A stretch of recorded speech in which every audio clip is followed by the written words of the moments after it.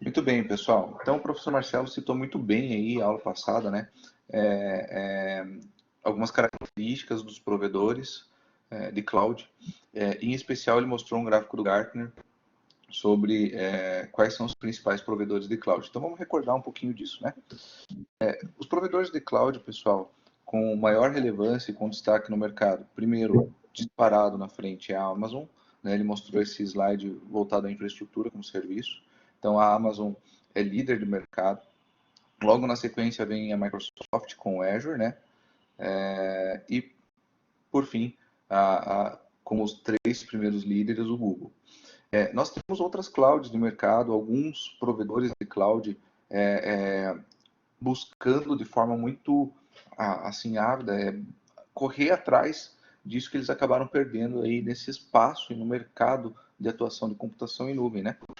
Recentemente, pessoal, até a título de curiosidade, nossa empresa lá é parceira da SAP e eu vi a apresentação do lançamento da cloud de SAP, que é exclusiva para clientes de SAP operarem o ERP.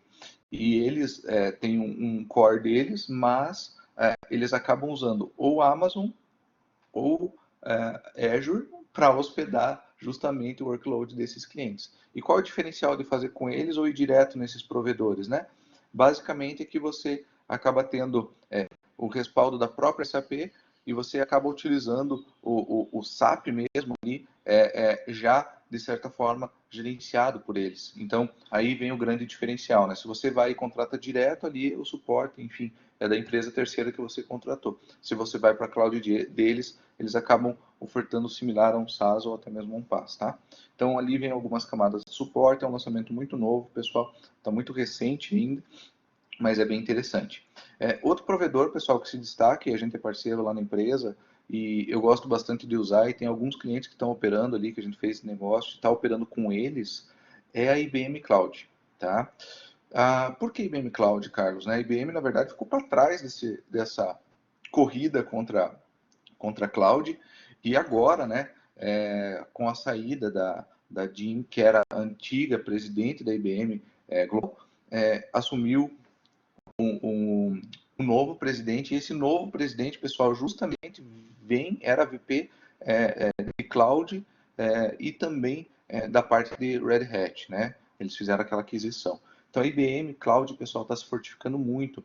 Eles investiram muito dinheiro, né? O Tony, que é o presidente aqui do Brasil, anunciou no início do ano um investimento milionário aí na parte de cloud deles aqui para a operação no Brasil, e até final desse ano eles vão ter aqui as multizonas, assim como existe na Microsoft e na AWS. Então eles vão passar a ser mais competitivos, e com isso também eles trazem toda a parte de PaaS para operar no Brasil, que até então não existe, né?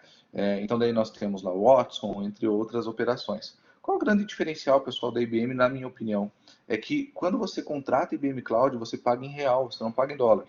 E no cenário que nós estamos agora, isso eu acho que é um grande diferencial e é um grande ponto de partida, né? Imagine, dólar a 5,7, que eu estava vendo recentemente, essa semana, isso para a operação da empresa é bem delicado.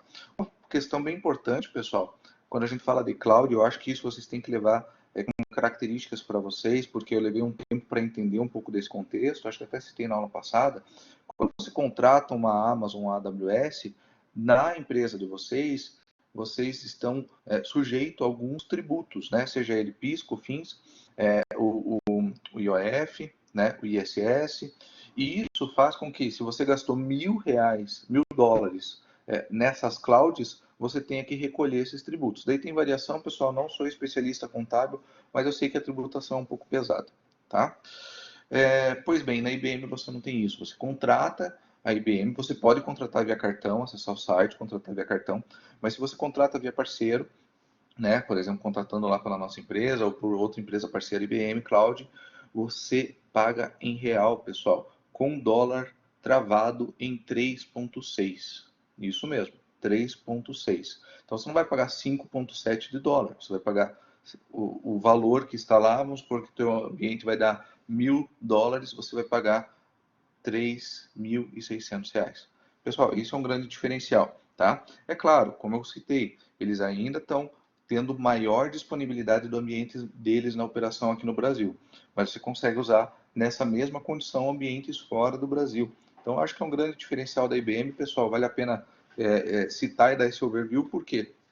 Porque dessa forma você consegue ter essa flexibilidade de operação e pensar muito no que você quer para o seu cliente ou para a tua empresa, né? Então, é claro, a arquitetura de cloud não é Ctrl+C, Ctrl+V, depende muito do negócio, qual é a disponibilidade que o cliente quer, qual o workload que está sendo executado, que tipo de serviço que está sendo executado. Se a empresa tem uma característica de ser disruptiva e quer usar inovação junto, todas essas clouds têm muito foco para isso, pessoal, né, para usar serviços inovadores, né, ou não. É uma empresa mais conservadora, eu quero usar só a infraestrutura, instalar o servidor Linux lá e sair usando. Então, toda essa estratégia que tem a corporação reflete em como você vai desenhar o ambiente de infra no cliente de vocês. E esse é um dos exercícios que a gente vai fazer ainda hoje. Então, pessoal, seguindo aqui, né, no nosso slide, aqui, nesse conteúdo em específico, eu vou falar um pouquinho sobre o Azure, o Google, a própria AWS, diferenciais de cada fornecedor, a utilização da calculadora popular, pessoal, porque já fizemos isso na aula passada, né? E daí a gente vai fazer essa aplicação de estudo de caso, que é o nosso exercício em si. O professor Marcelo já mostrou esse gráfico do Gartner anteriormente, né? Aqui eu trago anos anteriores, né? Complementando o que o professor já mostrou.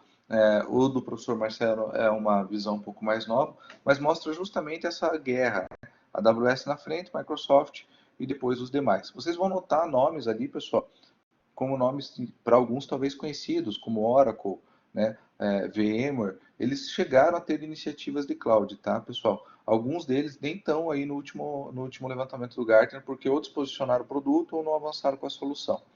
Mas a CenturyLink, pessoal, que é essa provedora que está aqui, ó, né, CenturyLink, eles têm operação aqui em Curitiba, eles ficam perto do Ecoville, ali da nossa sede ali do Ecoville. Antigamente era Global Cross, o pessoal aí mais as antigas aí deve de lembrar desse nome. Era Invisat, Global Cross, aí Level 3 e agora é CenturyLink.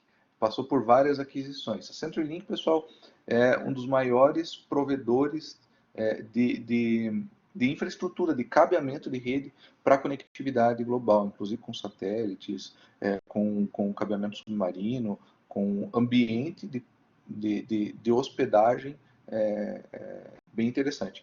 A gente chegou a usar o serviço deles lá na empresa durante, nossa, acho que mais ou menos uns 6 anos, até que eu montei o projeto de cloud e migrei 100% de toda a operação deles para Azure, tá? Aqui cabe uma curiosidade, né? Pô, Carlos, por que você optou lá na empresa para ir para Azure, né? O que levou? Isso foi um grande desafio, pessoal, porque quando a gente estava fazendo o plano de atuar na cloud, apesar de já ter tido algumas experiências com clientes e tudo mais, a empresa, de certa forma, segurou um pouco essa migração. Por que segurou, pessoal? Porque tinha um investimento que não era barato, né? De servidores, storage, enfim, que precisava fazer com que aquele produto que já estava com garantia de fornecedor, com suporte contratado para 3 anos, expirasse. Porque senão a gente ia estar desperdiçando, de certa forma, esse recurso. Não é mesmo? Daí optamos em segurar. Quando estava próximo do vencimento, eu acho que mais ou menos um meio ano antes do vencimento, se não me falha a memória, foi em outubro de 2017. Outubro de 2017, se não me falha a memória. Setembro de 2017. Eu fiz a arquitetura, fiz o plano e fiz justamente a precificação dos principais provedores de cloud. O que seria hospedar isso na IBM, o que seria hospedar isso no Google, o que seria hospedar aquele nosso ambiente na Amazon e o que seria hospedar esse ambiente na Azure, tá? Na época, pessoal, a IBM a gente descartou por causa da zona de disponibilidade. A gente precisava ter mais de um recurso, a gente não podia ter um ponto único de falha, tá? Hoje em dia eles estão mais resilientes, mas naquela época o recurso computacional que a gente precisava não tinha essa característica. O Google, pessoal, a gente acabou desconsiderando porque, primeiro, a gente não tinha uma experiência, eu não tinha uma experiência com o Google, nem alguns técnicos nossos, e a nossa relação com o Google nunca foi muito próxima, não que a gente não tem parceria com eles, enfim. Então, eu até tentei contato na época com o pessoal do Google aqui da região, cheguei a conversar com ele, com o account aqui da região, mas acabamos que não fizemos. Daí ficamos com as duas principais, né? A AWS e a Azure. O preço ficou muito próximo, pessoal, na época, tá? Então o preço ficou muito próximo, a gente ficou muito na dúvida de como fazer essa operação. E na época, pessoal, o que foi o diferencial, tá? O diferencial foi a nossa parceria que a gente já tinha com a Microsoft.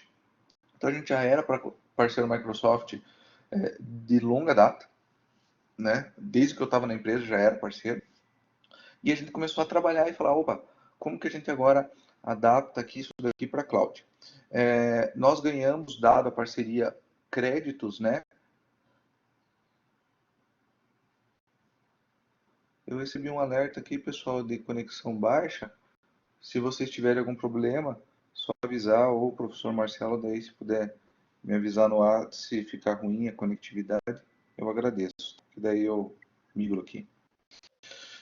Por enquanto, E tá ok. daí, tá joia, obrigado. Daí, pessoal, o que nós fizemos? A gente basicamente pegou esse ambiente nosso e migrou para Azure, tá? Foi um projeto, pessoal, que o rollout a gente fez em janeiro de 2018, né? Foi um projeto relativamente tranquilo, tá? A gente planejou bem, teve naturalmente os imprevistos que acontecem, mas nada que afetasse a quebra de contrato, a SLA com os nossos clientes. Tá? A gente fez um planejamento bem fino. Foram 3 finais de semana, pessoal, porque era quando a gente tinha janelas, né, maiores dos nossos clientes, e a gente foi levando esses workloads, né, e fazendo um match ali nos finais de semana, enfim. E nesses 3 finais de semana a gente migrou todo o ambiente. Não é um ambiente grande, pessoal, é um ambiente relativamente pequeno, tá? Comparado a outros clientes que a gente atende, mas ao mesmo tempo bem crítico, né? Com mais de 5 mil usuários aí operando esse ambiente. Então é um ambiente que vocês devem notar que tem qualquer oscilação aí, o telefone toca, né? Mas assim, foi um projeto muito bom, foi muito legal e isso gerou uma economia para a empresa. Agora eu vou falar para vocês qual foi a economia e isso é importante que vocês gravem, porque muitas vezes a gente fala, não, eu estou trocando CAPEX por OPEX, né? Eu estou trocando o investimento de capital, ao invés de eu gastar 5 milhões numa infraestrutura nova, eu estou gastando X mil por mês na operação da cloud. Além de ter essa característica de mudar CAPEX por OPEX, né, pessoal, eu não precisava fazer um financiamento, um leasing para fazer uma aquisição de um hardware novo, que no estudo que eu também fiz antes de estudar cloud, eu teria que gastar mais ou menos 4 milhões e meio, né, para comprar o hardware novo do que estava depreciado com, é claro, pessoal, hardware de qualidade, né? Não comprei na 24 de maio, não desmerecendo, né? Mas assim, é um recurso computacional totalmente diferente desse que a gente tem aqui, né? É uma máquina que a gente compra, vende fora, leva 45 dias para chegar, né? São servidores de alta capacidade, né? E daí esse ambiente computacional, né, pessoal, gera essa característica. Então, o investimento e o momento foi extremamente oportuno. Então, nós tivemos, pessoal, só com os custos mensais, tirando essa aquisição, tá? Só com o serviço mensal, que estava com CenturyLink, por exemplo, links adicionais, redundância, enfim, todo esse meu pacote gerou uma economia de 50%. Então, pessoal, só de serviço nós economizamos 50%. Nós ganhamos em qualidade, em disponibilidade, porque naturalmente esses ambientes de cloud eles têm algumas características melhores do que a operação que eu tinha tradicional, né? Então, pessoal, a gente começou a ter, além do que a dor de cabeça foi bem menor, né? Para vocês terem uma ideia, A CenturyLink tem uma disponibilidade excelente, né, pessoal? Mas toda semana eu tinha que ir lá ficar tocando fita de backup, né? Porque o ambiente tinha lá as tapes, enfim, né? Então, todo esse tipo de operação e custo entrou no bolo e gerou essa economia, porque hoje eu continuo tendo backup, só que eu faço esse backup de forma diferente nesse provedor e eu não tenho que ficar fazendo esse tipo de operação, não é mesmo? Então, é um formato, né, pessoal, de trabalho bem diferente, né, e que gerou uma economia bem grande. Então, pessoal, a Azure, eu não quero ser repetitivo aqui, a Azure traz várias características interessantes. Eu creio que hoje, assim, o pool deles de ambiente, né, e de dispersão de ambiente, como o professor Marcelo até mostrou na aula passada, aí, de data centers, de zonas de disponibilidades é maior. Isso, inclusive, é um diferencial que eles vivem na corrida cloud, Azure e AWS, eles vivem se cutucando, né? Mas um ponto que eu gosto muito da Azure, pessoal, é a documentação, tá? É impressionante, né? Eu acho que o que a Microsoft tinha na minha época de, de estudante de graduação, de falha de documentação, né? Nossa, hoje em dia, com Azure, pessoal, é impressionante. Você entra lá, como que faz tal configuração? A gente estava fazendo uma configuração de sincronizar AD, né? Da Microsoft, o Active Directory lá. Nossa, tem lá as informações, tinha tudo lá, foi fácil da gente encontrar a informação, enfim. Então, é uma característica bem interessante, pessoal, esse diferencial. O Google, pessoal, depois eu tive algumas experiências com o Google. O Google tem gostado muito do Firebase como ferramenta. Eu acho que, do ponto de vista de plataforma de desenvolvimento, o Google, para mim, traz um grande diferencial. Ele é um facilitador, né? Você acaba via terminal tendo bastante acesso ali via Google Cloud do ambiente deles, para configuração, etc. Então, eu acho que é um provedor que traz essa característica bem acentuada. É claro, pessoal, o que eu estou falando aqui são características justamente da experiência nesse momento. Tá?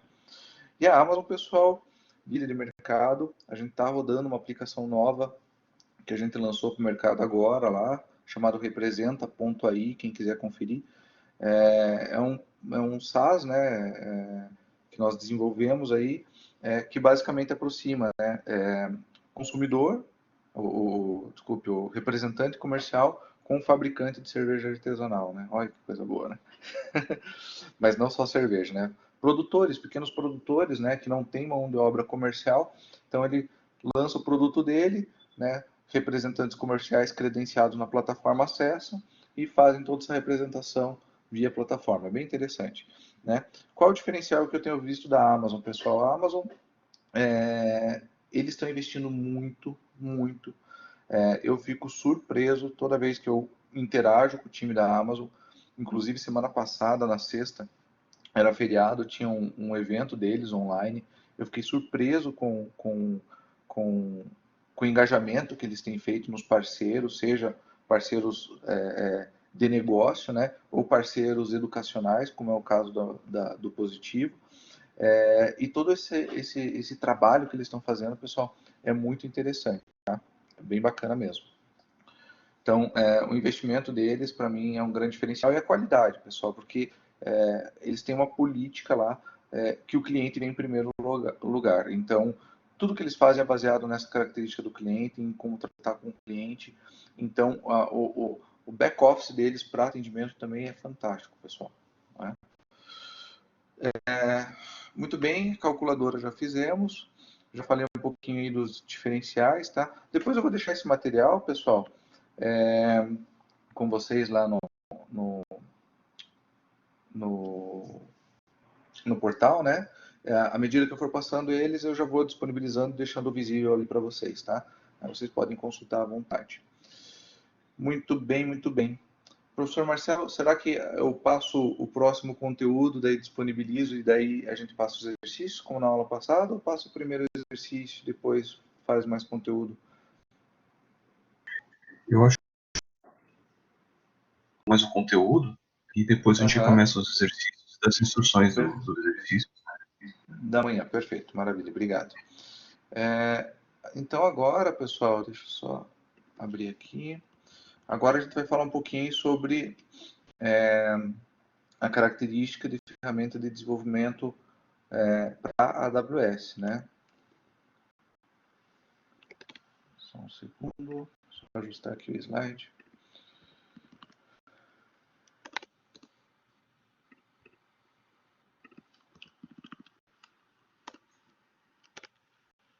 Beleza. Então, pessoal, a Amazon tem várias ferramentas voltadas a desenvolvimento, tá? Basicamente, são ferramentas, são APIs ou são serviços, né? Que fazem com que você, usuário, tenha uma simplicidade ou tenha mais facilidade na hora de utilizar os produtos deles, né? Então, eu não vou acessar o painel ainda da Amazon, mas quando você entra aqui, você vai ter aqui, ó, Developer Tools, né? Você vai ter todos os serviços voltados à gestão do código de vocês, gestão do pipeline de vocês, né? Então, é bem interessante aqui o formato, né, de como eles trabalham com o portfólio, né? Então, aqui, por exemplo, né, o Code Build, né, para teste, Code Commit, que é para basicamente como se fosse um Git, né, para vocês, o Pipeline, né, entre outros aí, né, pessoal. Então tem um portfólio bem interessante. Eu não cheguei a usar todos ainda, serviços dele de DevOps, tá? Mas é bem interessante. Qual que é o grande ponto aqui, né, pessoal? Estou começando um projeto novo, ou já tenho um projeto, vou começar a usar a AWS. Se você migrar, né, teu GitHub, GitLab, enfim, para dentro dessa plataforma, você começa a ter alguns benefícios de integração, não que as outras não tenham, né? Até porque eles tiveram que correr atrás para customizar isso, para disponibilizar para os usuários.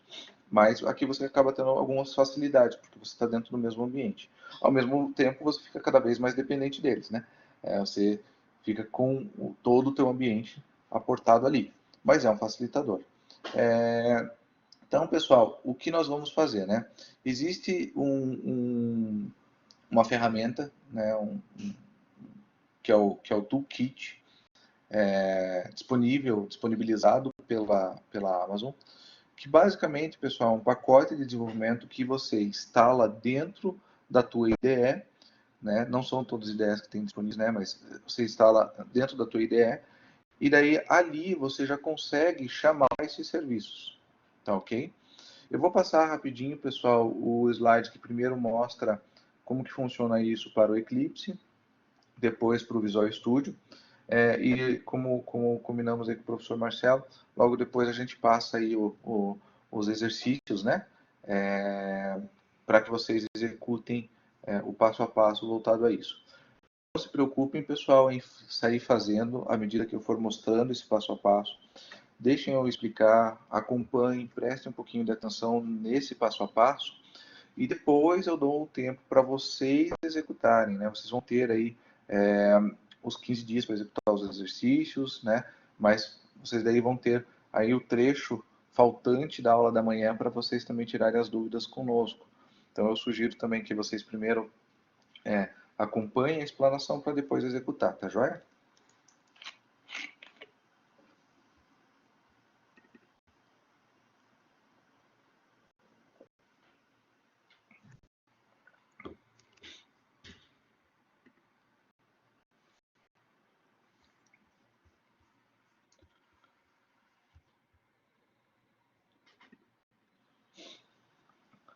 Muito bem, pessoal. Começando pelo nosso colega Eclipse, né? Eclipse, né, pessoal, é uma ideia de desenvolvimento. Opa, desculpa. É uma ideia de desenvolvimento que iniciou com Java, né? Mas tem hoje dons aí para você colocar outras linguagens. Tem muita gente que usa para PHP também. Mas é uma ideia bem interessante, pessoal, que provê as facilidades aí para uso quem programa Java de fato. Lá na empresa a gente usa ele e a AWS disponibilizou esse plugin, né, para uso dentro do Eclipse. Então, no Eclipse lá, pessoal, a gente vai fazer justamente esse passo a passo. A documentação está dentro desse site, tá, pessoal? Quem quiser mais detalhes, outras informações, onde basicamente a gente consegue acessar o Marketplace e baixar esse toolkit aqui disponível para Eclipse, tá? Se você abrir o Eclipse de vocês, né, vocês também vão abrir o Marketplace ou o Eclipse, e se vocês, ao acessarem o Marketplace, digitar a AWS, também vai aparecer o toolkit para fazer por ali, tá? Feito isso, pessoal, vocês basicamente vão fazer a instalação dele, tá? Deixa eu ver se no meu Eclipse está desatualizado, dessa maneira, que daí eu mostro já essa telinha para vocês.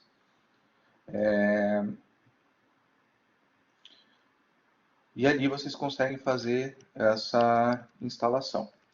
Então, qual é a vantagem de você utilizar o Eclipse, né, como esse toolkit ou conectar isso manualmente? Quando você usa o toolkit, pessoal, você basicamente já entra numa camada de segurança da Amazon, que daí eles gerenciam, para você fazer a publicação do código de vocês. Então, vocês conseguem ver os serviços ali, consumir os serviços, tá? Só um segundinho. Aqui, meu cursor.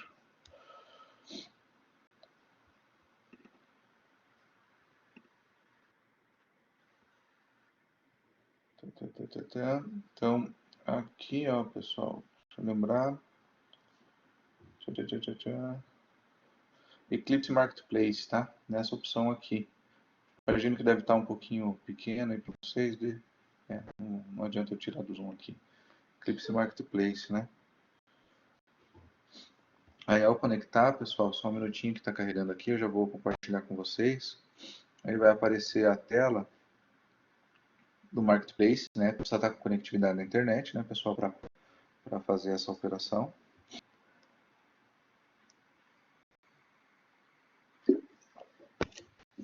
Vai abrir aqui, ó, né? Então aqui são vários pacotes que você pode implementar, né?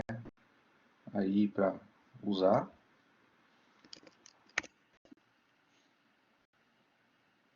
E se eu digitar AWS, vai aparecer lá, ó, AWS Toolkit, né? Dando um start, pessoal, ele vai começar a fazer a instalação, né? Vai baixar todos os pacotes, né?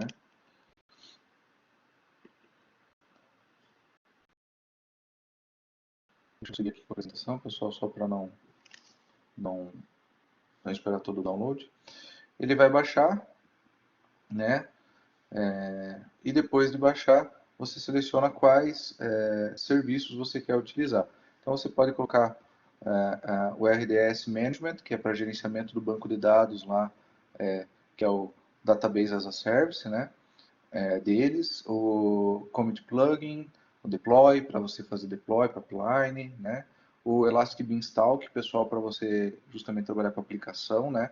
Ele é um serviço para deploy da aplicação. Feito isso, ele tem a característica da licença, né, pessoal? Esse material eu vou deixar para vocês depois quando vocês forem fazer o exercício. Vou deixar na aula de hoje lá, tá, pessoal? Então fiquem tranquilos aí, não precisa dar print ou correr depois. Antes de vocês começarem o exercício, eu já publico esse material. Ele vai pedir para reiniciar o serviço do Eclipse e aqui ele vai pedir as credenciais da Amazon, tá? Aí você digita as credenciais de vocês e ele passa a disponibilizar o acesso, tá? Aí aqui, pessoal, tem uma parte de IAM que não é o nosso objetivo aqui entrar, que é a configuração, credencial, política de acesso. Aí você teria que criar um acesso lá, dizer aos serviços que aquele usuário vai acessar via credencial, né? E daí atribuir. Feito isso, ao digitar aqui usuário e senha, você já sai usando, tá? Nosso objetivo não é chegar nesse ponto, é chegar até aqui e fazer a configuração. Daí eu fiz uma autenticação ali, mostrei para vocês, pessoal, né, como é que ficam os serviços, e ele cria uma guia dentro do Eclipse chamado AWS Explorer, que é justamente onde aparecem os serviços, tá? Dessa forma, né, pessoal, vocês conseguem acessar. Aqui tem uma outra parte complementar que não tem necessidade. Dessa forma, vocês conseguem acessar esses serviços e usar via Eclipse. Tá legal? Muito bem.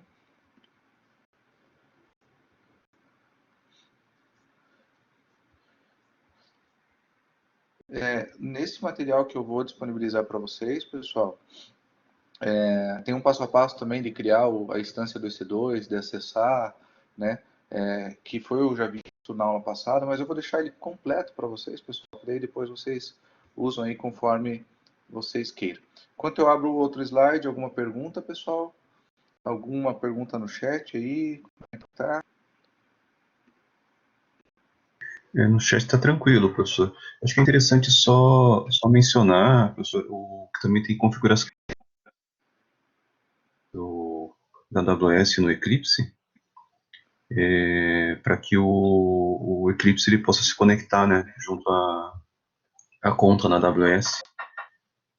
Isso, exatamente. É aquele, acho que foi o último slide ali, praticamente, né, professor? Com aquela credencial ali, daí ele faz a configuração, né? Deixa eu Isso. só. E daí eu posso fazer um comentário com a turma, então? Claro, por favor, professor. Enquanto eu abro outro slide, eu te agradeço aqui. Ah, tá ok. É que, como tem a conta do AWS Educate, né, ele não tem, ele é uma criação um usuário temporário para vocês, para poderem acessar o console de... O teu áudio está cortando, professor. Os alunos acho que estão até fazendo comentário. Ah, tá. Deixa eu... Tá picotando. Já é muita janela aberta aqui.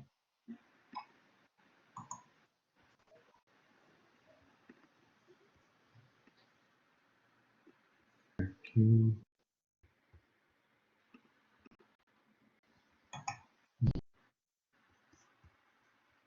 Nada? Se o professor puder falar com um Alô, pouquinho mais. testando. Isso. Aham. A princípio tá ok, vamos ver aí. Testando. Uhum.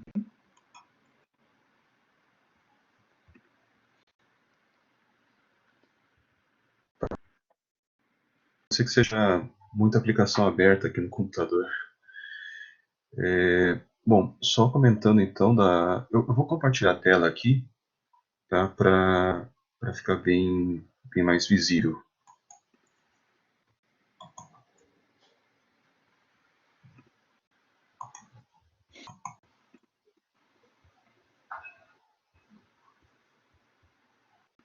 Só um minuto, né?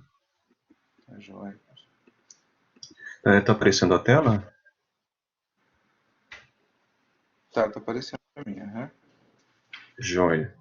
Então, as credenciais que nós configuramos no Eclipse, porque no Eclipse nós não configuramos, né, o número da conta, nem a senha, a autenticação é feita por credencial, né? Como é que a gente obtém a credencial? Se for uma conta normal, a gente consegue lá pela conta My Credentials, tem lá a informação de minhas credenciais, ali eu consigo ter a conta as credenciais da conta para configurar dentro do Eclipse ou em outra ferramenta, né? Como o professor comentou, né? Pode ser no Visual Studio, outras ferramentas IDEs que podem fazer uso do AWS Plugin, né? Do AWS Toolkit. No caso da AWS Educate, ele criou uma conta temporária, né? Então ele não tem uma credencial que você consiga acessar de forma permanente, como uma conta real oferece. Então, o que, que eu consigo fazer? Como que eu consigo fazer para poder utilizar uma credencial do AWS Educate dentro do Eclipse. Né? Então, nessa tela aqui, vocês vão ver que tem uma opção chamada Account Details. Se vocês clicarem em Account Details, ele vai aparecer aqui algumas informações, como acesso à AWS, o tempo de acesso, né? É um tempo controlado, tá? Então, quando vocês forem fazer uma prática com a AWS Educate, tem um tempo para fazer essa prática, senão vocês vão ter que iniciar de novo, né? Tem no máximo aí 31 dias para usar, mas tem um tempo por sessão. E aí vocês vão ver que aqui embaixo tem a AWS CLI, que é utilizado para você configurar uma interface de linha de comando, né? Para você poder usar linhas de comando no Shell do Linux, linhas de comando no PowerShell dentro do Windows, linhas de comando no terminal para interagir com a AWS. E o AWS CLI ele utiliza também as credenciais para poder fazer a autenticação, mas são as mesmas credenciais que vocês podem usar para configurar o Eclipse, para configurar uma IDE. Como é que eu sei as credenciais que eu posso configurar? Aí tem aqui a opção do Show, ele vai apresentar aqui, e aqui você tem as credenciais. Tem aqui a AWS Access Key, ID, então é essa chave aqui que ele oferece para você. Uma chave, eu não lembro quantos caracteres são, mas é uma chave aqui alfanumérica.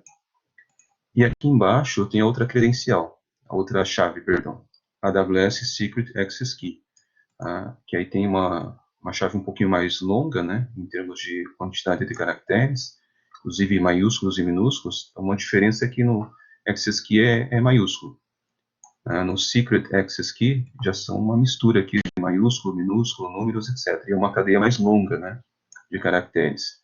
Então, essas duas credenciais é o que a conta normal da AWS oferece para quem cria a conta lá. É o que você pode configurar e elas são permanentes, até que você renove ou faça alguma coisa diferente com a tua conta. Como essa é uma conta temporária, então aqui embaixo tem uma terceira linha, que é a AWS Session Token, ou seja, é um token para ser utilizado para essa sessão, que é um conjunto de caracteres bem mais extenso aqui. Então, quando for configurar o Eclipse e for configurar as credenciais da AWS, para que possa autenticar na AWS, né, você configura essa chave aqui, a chave de acesso, configura também a chave secreta de acesso, tá? E, por fim, na opção de Session Token, configurem esse Session Token aqui. É só fazer um copy-paste, tá, do que está aqui, lá nas credenciais de acesso da ferramenta IDE. E aí, com isso, vocês conseguem acessar essa conta que vocês estão utilizando do Educate, tá ok? É só essa dica que eu queria passar para quem está utilizando o Educate, de onde é que eu consigo tirar as credenciais, tá bom? E usem imediatamente, né? Não vão criar, não vão acessar a conta, pegar, copiar e colar lá no Eclipse e vou usar só amanhã. Pode ser que essa sessão aqui, ó, o Session Token, já não seja mais válido, tá? Então, quando configurar, já utilizem para fazer a prática. Seria só isso, professor Carlos, só para passar dica para o pessoal, para eles terem acesso aí às credenciais para configurar.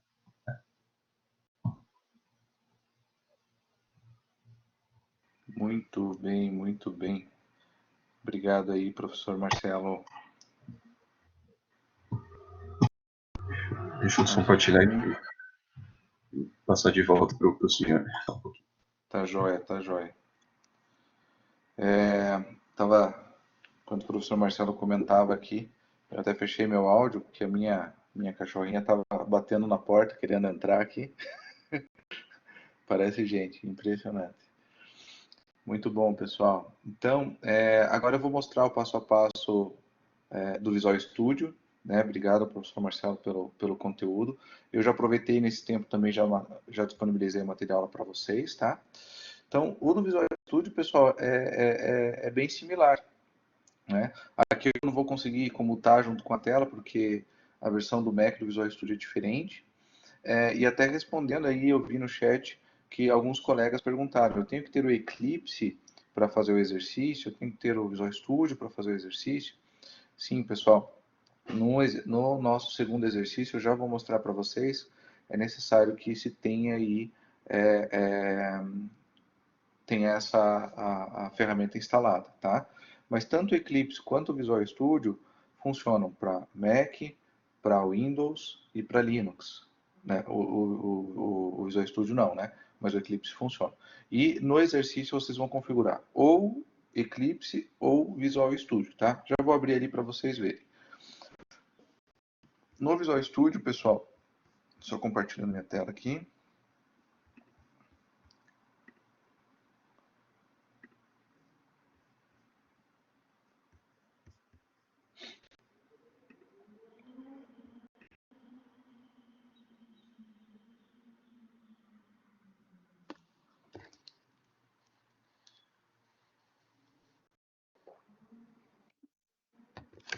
De novo esse problema. Mais alguém fora eu que quando vê a tela assim em looping, assim, dá uma sensação ruim, assim. Vamos ver aqui, acho que agora vai. Aí. Pronto, resolvido aqui. Então, no Visual Studio, pessoal, também tem o mesmo nome, Toolkit, disponível dentro do Marketplace. Basicamente, vocês vão lá em gerenciador de extensões. Eu estou na versão 2019, tá, pessoal? Do Toolkit, então, do Visual Studio 2019. Eu baixei a versão Community, né? Versão aberta lá, da comunidade, né? E com um foco não comercial, justamente só para mostrar esse exercício para vocês. Então, fui lá em gerenciar extensões. Logo depois, pessoal, vai abrir essa tela aqui. Nessa tela vai aparecer vários add-ons para a gente instalar. Nós vemos aqui, nessa opção de pesquisa, digita AWS, né? E vai aparecer aqui AWS Toolkit, tá? Você vai lá, baixa ele. E aqui tem uma informação bem importante, pessoal, para a instalação funcionar. Na hora que aparecer isso, você tem que vir aqui nesse botão fechar. Você fecha o Visual Studio. Ele vai fechar o Visual Studio como um todo e vai aparecer essa opção de instalação. Aí você vai em Modify, dá um close, e daí sim, depois quando você vai fazer a instalação, tá, pessoal? Vai ficar aquela barrinha de rolagem. O meu durou acho que uns 3 minutos, 4, não me lembro de cabeça, né? E logo depois ele vai abrir a tela, e daí ali vai abrir essa opção. E daí lá em exibir vai aparecer AWS Explorer, tá?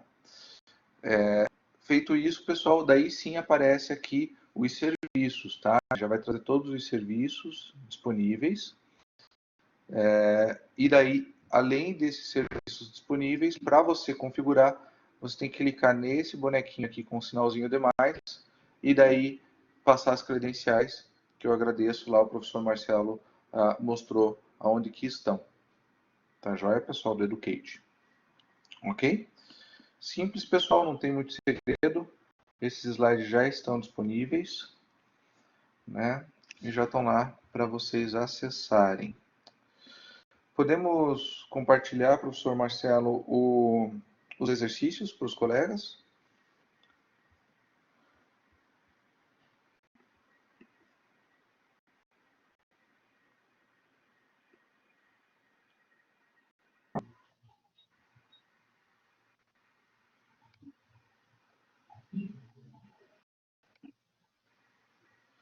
Pessoal, eu vou compartilhar os exercícios aqui, iniciando aí pelos 2 exercícios da manhã. Então, lembrando que o primeiro conteúdo é voltar a como vocês farão o trabalho aí, de pesquisa de provedor. Então, a ideia, pessoal, desse primeiro exercício é proporcionar para vocês um comparativo e uma experiência que é não só de uso aí do que vocês fizeram de calculadora, mas também de comparativo de diferencial entre cloud, tá? Então, o que vocês vão ter, pessoal? Vocês vão ter o seguinte exercício lá na tela de vocês, que vai ficar disponível dentro de alguns instantes. Então, primeiro, vocês vocês vão considerar uma empresa de porte médio, tá? Uma empresa fictícia, e ela desenvolver o workload dela para o recurso computacional ali abaixo descrito, né? Então, é um servidor de aplicação Linux, não tem distribuição pré-definida, tá? Com CPU de 8, com memória RAM de 64, com 50 de disco, e uma base de dados também sem referência, tá? Pode ser um MariaDB ou um MySQL. O ideal aqui é comparar banana com banana. Então, se vocês selecionarem Linux, Ubuntu, por exemplo, na Azure, na hora de vocês comparem com o mesmo serviço na Amazon, tá? Na Azure, né? Ou na AWS. Então, comparem sempre serviços iguais. Por questões de compliance, essa empresa tem que deixar o material hospedado no Brasil, né? Então, todo esse ambiente tem que ficar hospedado dentro do Brasil. Então, ambas precificações vocês vão fazer no Brasil.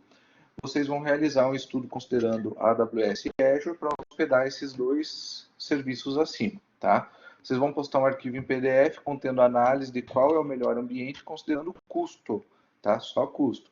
Para operação de 1 ano, sem pagamento antecipado. Então, notem, aqui vocês vão fazer um orçamento usando a calculadora, como o professor Marcelo mostrou na aula passada, não a opção on demand, a opção de reserva de recurso. Tá? Beleza? Joia. Vou falar aqui do segundo exercício. Eu já libero eles para vocês.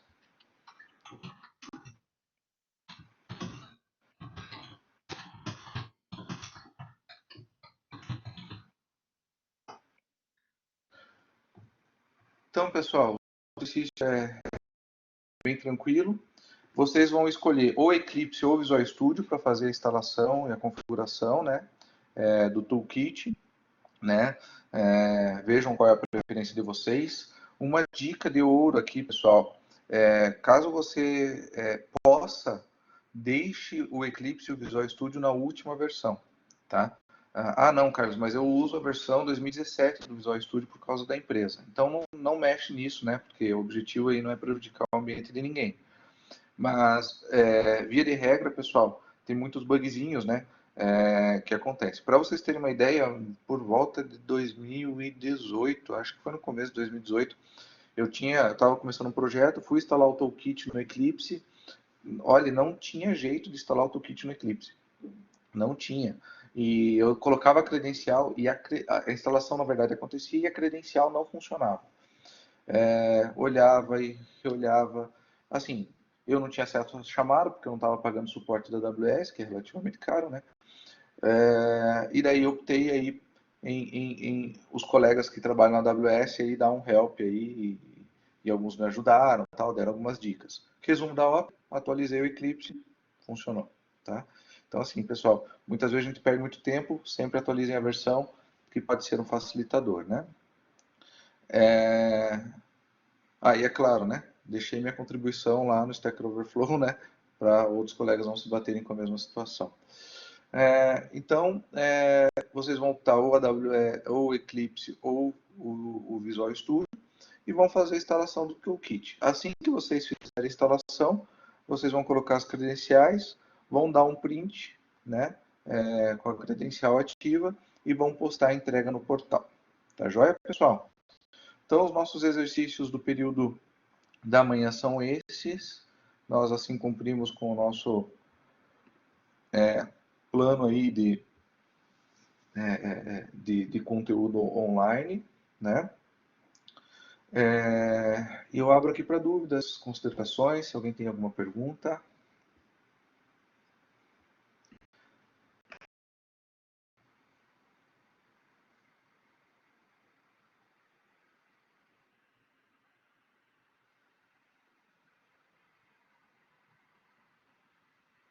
Se alguém tiver uma pergunta, podem postar aqui.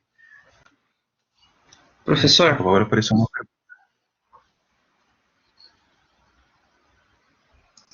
pergunta. Pode falar. as notas das atividades é o que está no roteiro de estudo também? Os valores? Porque já que mudou o tipo, né? Já que não vai ter mais em grupo. As notas são aquelas, mas deixa eu ver como é que ficou ali, Claudio, só um minutinho. porque foi a versão que a coordenação do EAD validou, tá? Isso. Só que são individuais, né? Agora tem que ser tudo individual, mas as pontuações são aquelas ali que foram validadas, né? Beleza. Obrigado, professor. Obrigado, Eva.